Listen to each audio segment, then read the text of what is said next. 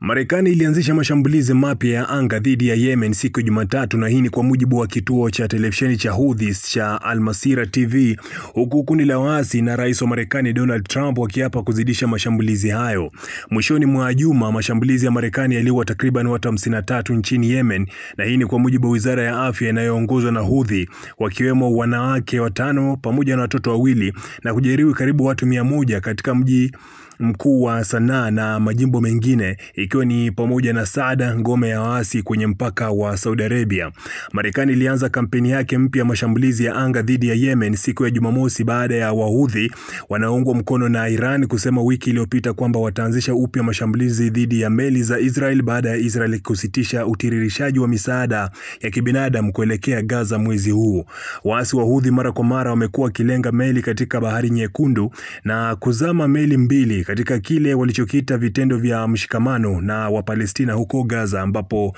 Israeli imekuwa katika vita na Hamas, mshirika mwingine wa Iran. Mashambulizi hayo yalikoma wakati usitishaji mapigano kati ya Israel na Hamas ulipoanza Januari, siku moja tu kabla ya Rais Donald Trump kuchukua madaraka.